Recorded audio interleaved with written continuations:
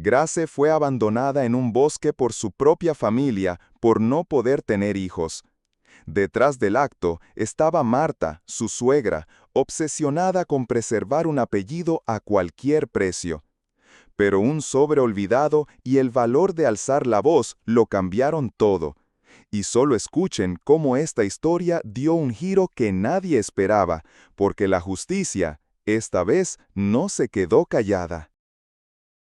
A Grace Miller le enseñaron desde niña a no alzar la voz si no tenía algo importante que decir. Su madre solía decir, cuando te ignoran, aún puedes caminar, pero cuando te silencian, es que quieren que no estés. Esa frase, que sonaba filosófica cuando tenía 15 años, se volvió un eco incómodo la noche en que todo cambió. El cielo estaba cubierto. No llovía, pero el aire tenía ese espesor eléctrico que anuncia que algo se rompe.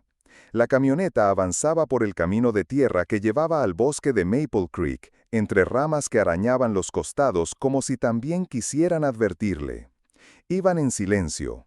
Martha Whitman, la madre de Cole y matriarca declarada de su familia, ocupaba el asiento del copiloto como si fuera una figura tallada en hielo.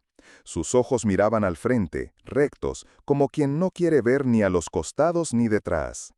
Grace, sentada detrás, jugaba con el anillo en su dedo. Le temblaban las manos, pero no por frío.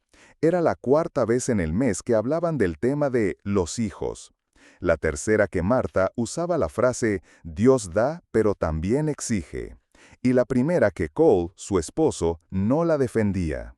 No dijo nada esa tarde cuando su madre soltó, la voluntad de Dios se escucha mejor entre los árboles.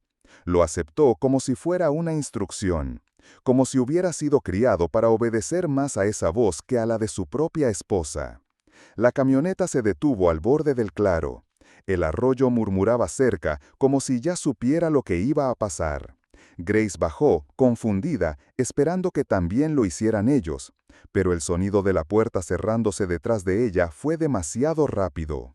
Y cuando giró la cabeza, vio que el motor seguía encendido. «Perdónanos», gritó Marta desde la ventanilla con una calma que dolía, «pero nuestra familia necesita descendencia». Grace no alcanzó a reaccionar. La camioneta dio media vuelta con precisión mecánica. Su bolso seguía en el asiento, junto a su teléfono, su billetera, sus llaves. Todo lo que era suyo quedó encerrado en ese vehículo. Todo, menos la dignidad, que sintió desmoronarse en el estómago. El ruido del motor alejándose se mezcló con el crujido de las hojas. Después, solo silencio. Un silencio tan brutal que no sanaba, como prometieron, sino que escarbaba. Durante varios minutos, Grace no se movió. El bosque era denso, el aire húmedo. El corazón le latía en la garganta. No entendía qué acababa de pasar. Lo único que sentía con certeza era una mezcla de rabia y humillación que le tensaba el pecho. En esa familia, el apellido Whitman no era solo un nombre. Era una expectativa, un linaje que debía continuar, sin importar los métodos ni las consecuencias.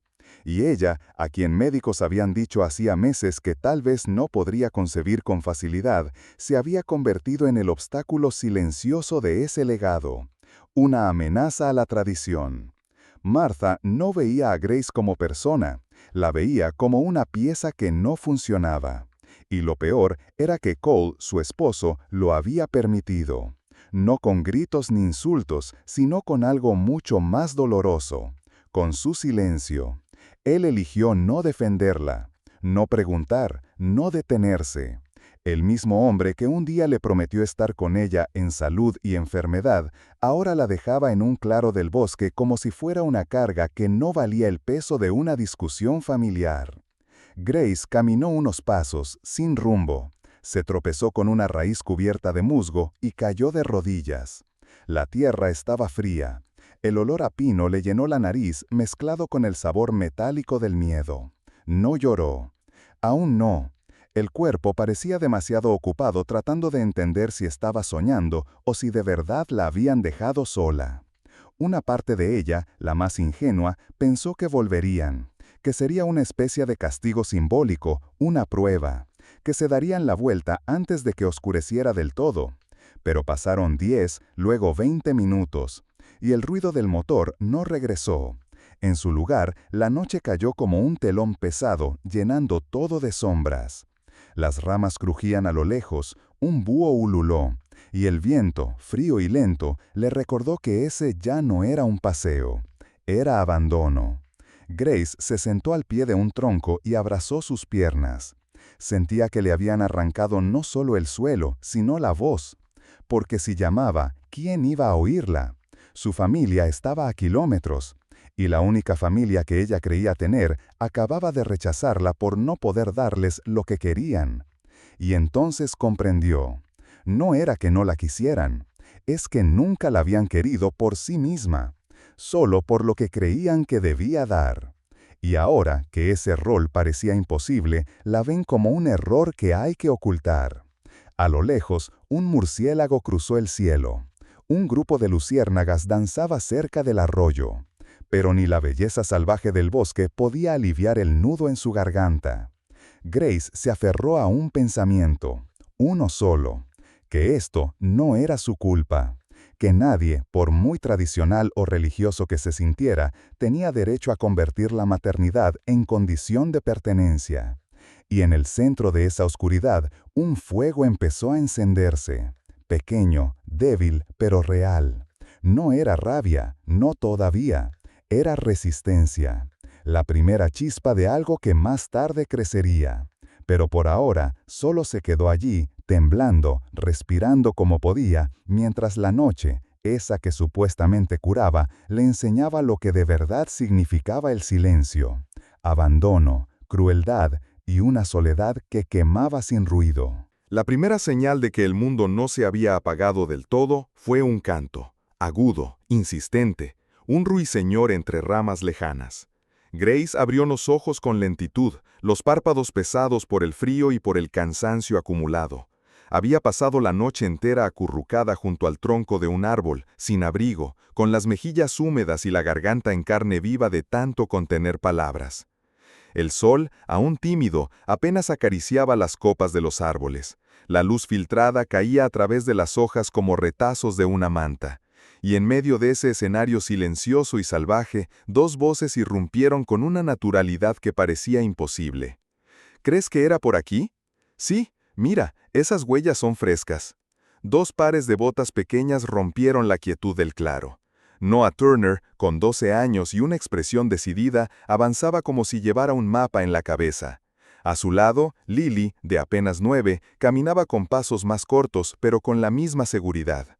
Sostenía una linterna a plena luz del día como si fuera un tesoro necesario, una especie de talismán contra lo desconocido.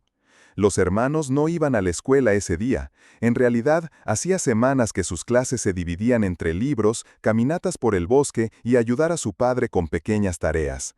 Caleb, su padre, les enseñaba que la educación también se encuentra en la tierra, en los árboles, en la forma de cuidar a otros. Por eso salieron temprano. Había una zorra herida que no había visto el día anterior cerca del arroyo y querían dejarle comida y agua. Pero lo que encontraron no era un animal. Era Grace, sentada, encogida, con las manos entrelazadas sobre las rodillas y el rostro cubierto de ramas y tristeza. Tenía la piel pálida, la ropa húmeda por el rocío y una herida leve en la rodilla, como si hubiera caído. Noah se acercó primero. Se detuvo a una distancia prudente, como lo había visto hacer a su padre con los ciervos asustados. Levantó la voz con amabilidad, no con autoridad. «Señorita, ¿está perdida?» Grace lo miró. No entendía bien qué estaba viendo. Por un momento pensó que estaba alucinando. Luego vio los ojos grandes de Lily, la linterna encendida como un faro en plena mañana. Y entonces respondió, con una voz que casi se rompía. «Me dejaron». Las palabras salieron con la fuerza de algo que había estado retenido demasiado tiempo, no gritadas, pero sí con el peso exacto de la verdad.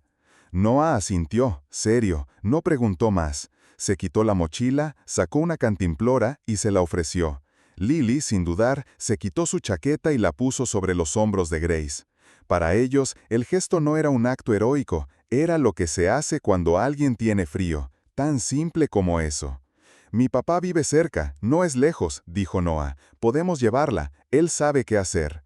Grace no pudo caminar bien al principio, así que los niños caminaron lento, haciendo pausas cada paro de pasos. La ayudaron a sostenerse. No hablaron mucho en el camino, pero la sola presencia de sus voces, la forma en que Lily canturreaba sin miedo, le devolvía a Grace una sensación que había olvidado: seguridad. La cabaña de los Turner estaba escondida entre árboles altos, con un porche amplio, madera envejecida por los inviernos y un humo delgado saliendo de la chimenea. Allí estaba Caleb, un hombre alto, de espalda ancha, con la barba sin afeitar y las manos cubiertas de aserrín. Tenía el aspecto de alguien que sabe construir con sus propias manos lo que otros solo imaginan. Pero lo que más llamaba la atención era la calma de sus ojos, una calma que no era frialdad, sino paciencia.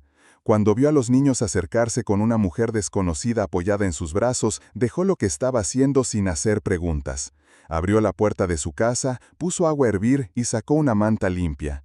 Grace entró como quien pisa un suelo desconocido. Aún temblaba, aún no comprendía del todo lo que estaba ocurriendo, pero algo en ese lugar, el olor a madera fresca, la sopa en el fuego, el sonido del reloj de pared, le decía que por ahora no tenía que tener miedo. Caleb lo observó con respeto, sin invadir su espacio. «Soy Caleb, no tienes que contarme nada si no quieres, pero esta casa está abierta, puedes quedarte aquí el tiempo que necesites».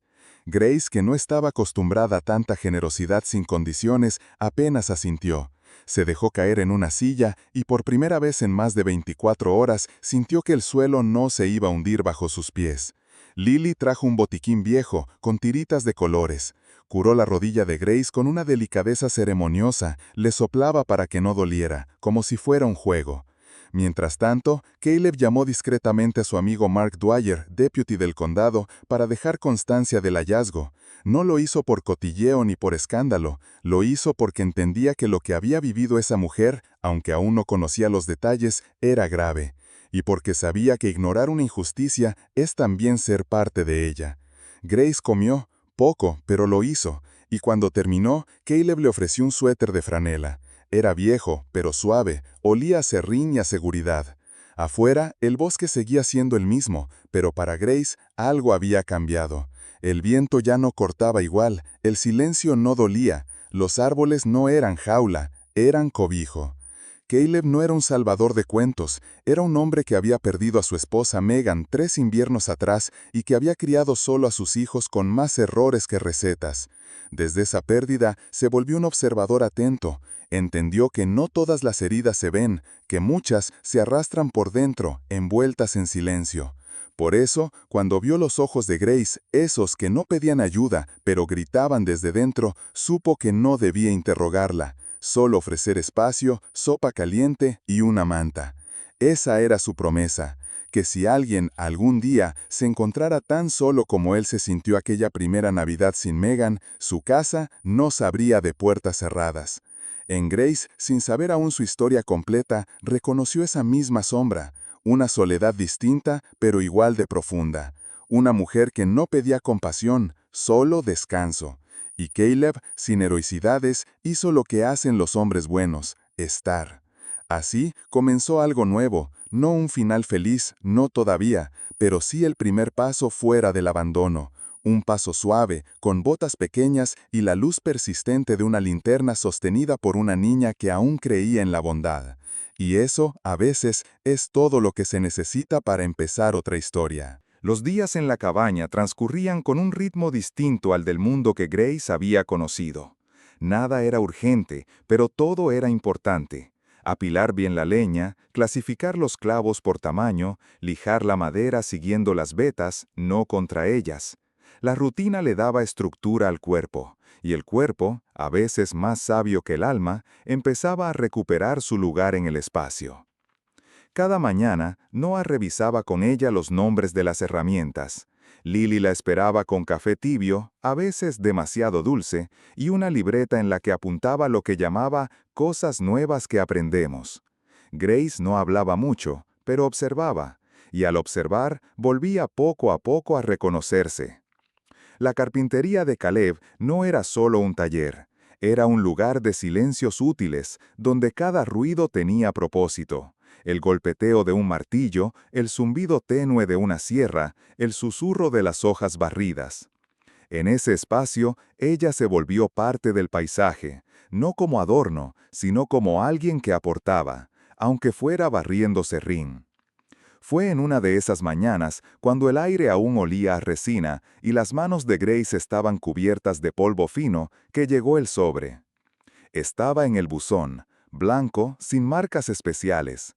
De no ser por el remitente, una clínica de fertilidad en Cincinnati, lo habría ignorado. Lo abrió sin expectativa, pero lo que leyó le golpeó con la nitidez de una puerta que se cierra sin ruido. El documento era una copia tardía de un informe médico que, según el encabezado, había sido enviado originalmente a su esposo, Cole Whitman, hacía meses.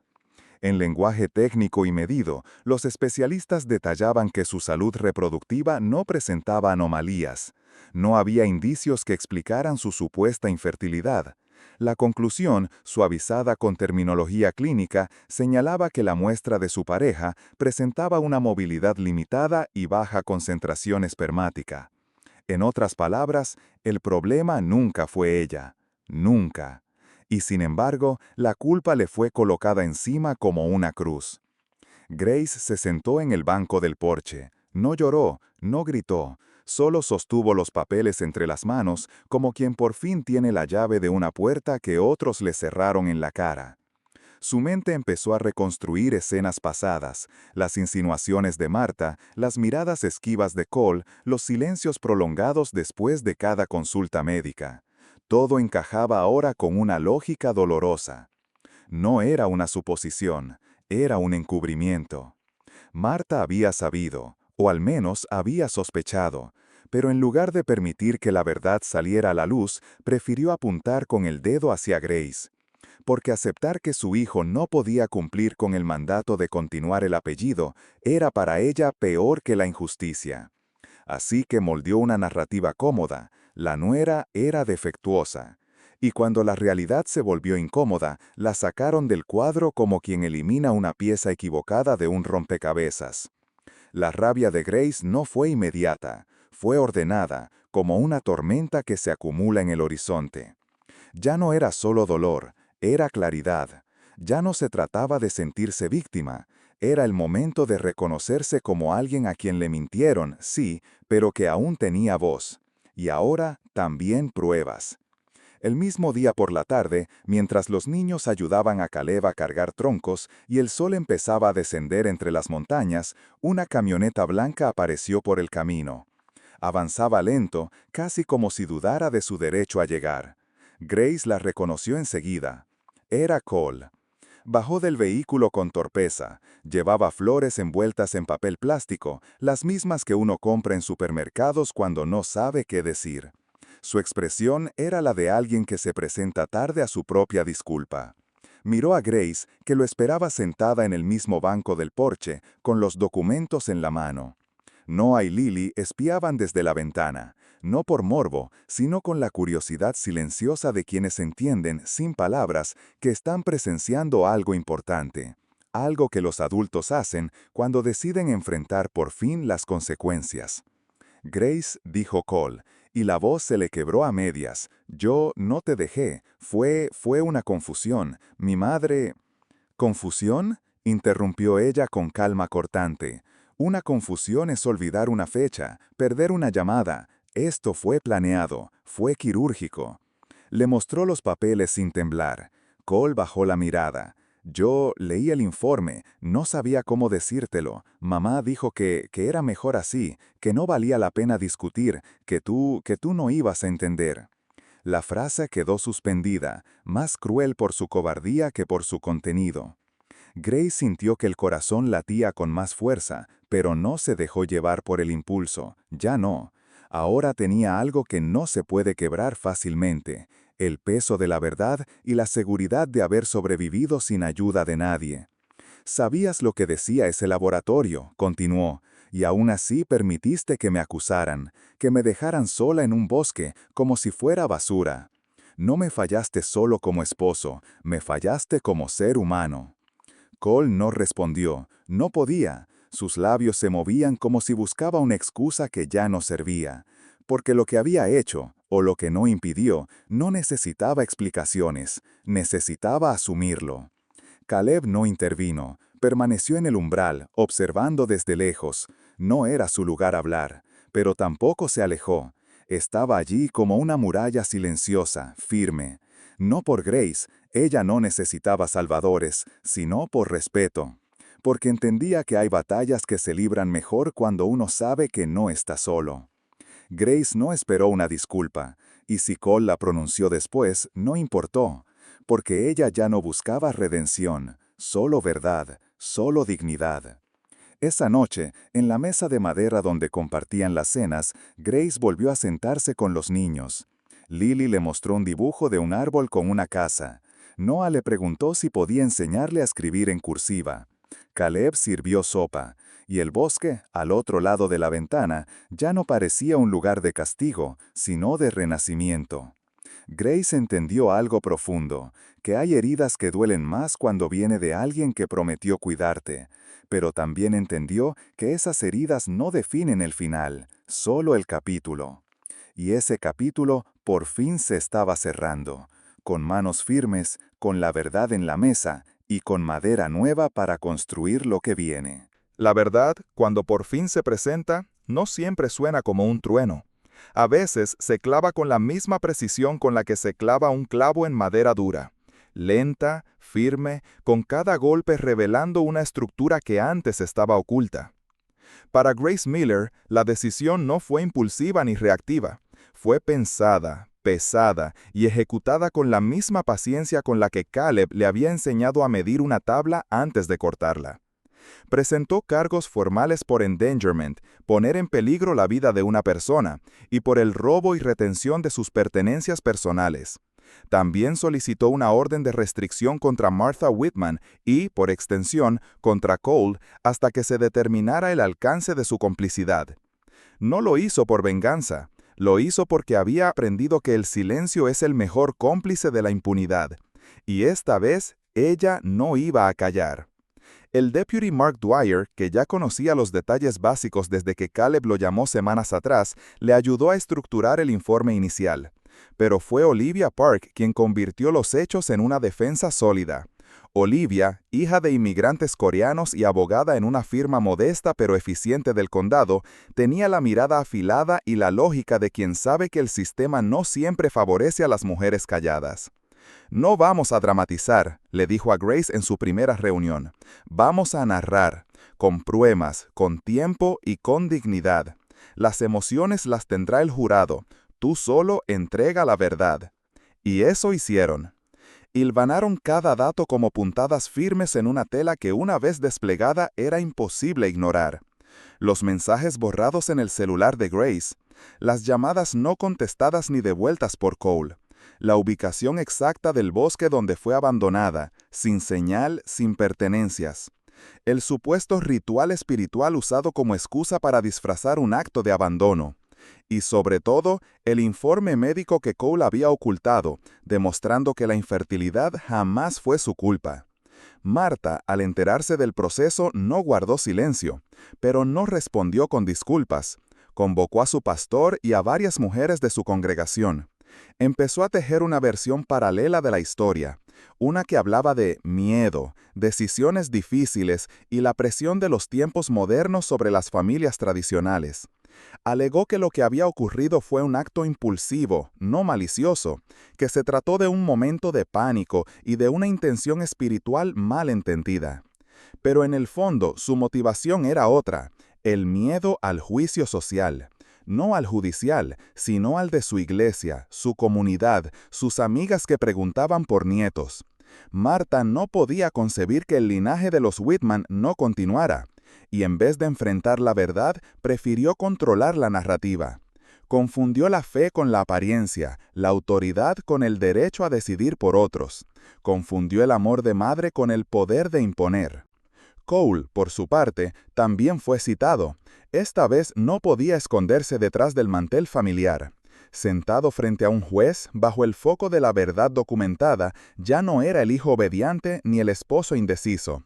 Era un adulto con responsabilidades cuya pasividad había causado daño real. No era un villano de película, pero su elección, callar, mirar hacia otro lado, dejar que su esposa cargara con una culpa que no le correspondía, había sido el hilo que ató toda la tragedia. Y eso, en su propia simpleza, dolía más que cualquier traición altisonante. El día de la audiencia llegó con frío. Grace se levantó temprano, se puso jeans limpios con manchas de serrín en los bolsillos, huella de su trabajo diario en la carpintería, una camisa sin adornos y el cabello recogido. No iba vestida para impresionar, sino para representar. No para llorar, sino para decir. Llegó acompañada de Olivia, que llevaba una carpeta de evidencias perfectamente ordenada. En la sala ya estaba Martha, con expresión severa y acompañada por 2 mujeres mayores de su iglesia, y Cole, que no levantó la mirada. Caleb llegó poco después con Noah y Lily. Se sentaron al fondo sin hablar. Los niños tomaron sus manos como si entre ellos tendieran un hilo invisible de apoyo, un ancla para que Grace sintiera que no estaba sola. Cuando la defensa de los Whitman insinuó que Grace podría haberse extraviado por decisión propia y que las pruebas eran interpretativas, Olivia pidió permiso para mostrar evidencia. Entonces Grace se levantó, con una calma que parecía esculpida, y entregó al juez una fotografía del bolso que había quedado dentro de la camioneta, el historial de llamadas entrantes y salientes de su número, interrumpidas bruscamente la noche del abandono. Y finalmente, el sobre del laboratorio, sellado y luego abierto, con fecha anterior al incidente. La sala, hasta entonces tensa, cambió de respiración. Ya no era palabra contra palabra, era palabra contra documento. La declaración de Grace no fue un discurso emocional, fue un relato lineal, claro, sin adornos. Cada frase que pronunciaba tenía el peso exacto de alguien que se negó a quedar reducida al rol de víctima. Habló de cómo se sintió en el bosque, no con drama, sino con honestidad. De cómo fue acogida por Caleb y sus hijos, de cómo por primera vez entendió lo que significaba la palabra hogar. El juez escuchó en silencio, luego dictó: medidas de protección inmediatas, apertura formal de investigación por coacción y abandono intencional, y recomendación de evaluación psicológica obligatoria para Cole, además de restricción de contacto con su expareja. Para Martha, la consecuencia no fue el castigo mediático ni el escándalo, fue algo más doloroso, la exposición ante un espejo que ya no podía ignorar. Su imagen de matriarca perfecta se quebró, porque no hay discurso religioso que pueda justificar un acto de crueldad deliberada. Para Cole, la sanción más severa no fue legal, fue emocional. Por primera vez se vio obligado a asumir quién era sin la sombra protectora de su madre. Tuvo que mirarse no como hijo, ni como esposo, sino como hombre. Y la terapia que fue ordenada no era castigo, sino una oportunidad de hacerse cargo. Tarde, pero con dignidad. Al salir de la sala, Grace respiró hondo. No por alivio inmediato, sino por la certeza de que había cumplido con algo que debía a sí misma. No se trataba de venganza, se trataba de cerrar un ciclo con verdad. Caleb la esperaba afuera. No le dijo nada, solo caminó a su lado. Noah y Lily le sonrieron como si ella acabara de ganar un trofeo invisible. Y por dentro, Grace entendió que a veces la justicia no es una batalla contra los otros, sino una reconstrucción propia, a golpe de verdad, a pulso, sin dramatismos, pero con firmeza. Y como toda buena estructura, lo que empieza con un clavo bien puesto, resiste. La vida no repara con fuegos artificiales. No hay aplausos después del trauma, ni música de fondo cuando uno por fin duerme sin miedo. Lo que sí hay, si uno se queda el tiempo suficiente para verlo, son pequeñas costuras que empiezan a cerrar lo roto. Y a veces, esas costuras se tejen entre serrín, palabras sencillas y tazas de café que humean más por compañía que por temperatura. Después del juicio, después de que el eco del nombre Whitman dejara de aparecer en cada conversación, Grace volvió al ritmo que su cuerpo ya había hecho suyo. Madrugar antes que el sol, barrer el taller, aprender la diferencia entre la gubia y el formón, reírse, aunque fuera tarde, de los chistes malos que Noah contaba cada desayuno. Lily la acompañaba en las tardes, mientras hacían pulseras con hilo de cáñamo o jugaban a contar anillos en los troncos cortados. Caleb, desde el porche, la miraba con esa mezcla de respeto y calma que solo tienen quienes han perdido antes, y por eso saben apreciar cuando alguien, vuelve a florecer. Grace no intentaba empezar de cero. No había olvido en su proceso. Había integración. Sabía quién había sido, lo que le habían hecho y lo que había elegido no repetir. Por eso, cuando Olivia le propuso colaborar con el centro comunitario, no dudó.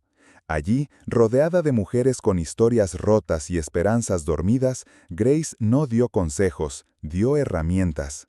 Enseñó a leer formularios, a entender los propios derechos, a nombrar el abuso sin miedo. Mostró, sin necesidad de dramatismo, que la vergüenza ajena no es herencia obligatoria. Lo que comenzó como 1 hora a la semana se convirtió en un proyecto más grande. Con ayuda de Olivia, de Caleb, del propio Mark Dwyer y de otras manos generosas, 1 año después presentaron en el Festival del Condado Cedar House, un taller escuela para mujeres que, como Grace, fueron invisibilizadas, culpadas o simplemente ignoradas. Allí se aprendían oficios, pero también leyes básicas, autodefensa emocional, cómo volver a confiar, si no en los demás, al menos en una misma. No era un refugio, era una fábrica de dignidad. Martha Whitman no asistió a la inauguración, no fue invitada, y ya no era necesario que estuviera. Cole sí envió algo, una carta escrita a mano. No pedía volver, no prometía enmendar. Solo decía, con torpeza y honestidad, que había entendido tarde, pero sinceramente, el daño que había permitido. Que Grace merecía más, que esperaba que algún día ella pudiera pensar en él sin rabia. Grace guardó la carta en una caja de herramientas vieja, entre las lijas y los lápices de marcar. No con odio, con cierre. Para ese entonces ya había comprendido que la justicia no siempre se ve como uno espera. A veces no es castigo, sino estructura. A veces no castiga, sino que ordena lo que parecía imposible de sostener. La sorpresa llegó sin trompetas ni llanto frente a un espejo. No fue una escena cinematográfica con prueba en mano y música emotiva. Fue una cita médica rutinaria, una revisión común, una auscultación, un latido, uno solo, pequeño, persistente. En el centro de su vientre, la vida había decidido aparecer, sin aviso, sin pedir permiso a estadísticas ni a diagnósticos pasados. Grace no habló, se llevó las manos al rostro. Sintió cómo el tiempo se detenía en ese instante sin testigos. No lloró por revancha, ni por redención. Lloró por la extraña ternura del misterio. Porque la vida, a veces, no se negocia con orgullo. Solo ocurre, y cuando ocurre, hay que abrirle paso. Caleb, al enterarse, no dijo una palabra al principio. Solo le tomó la mano, y susurró, casi sin voz, como quien reza sin saber que reza, un gracias.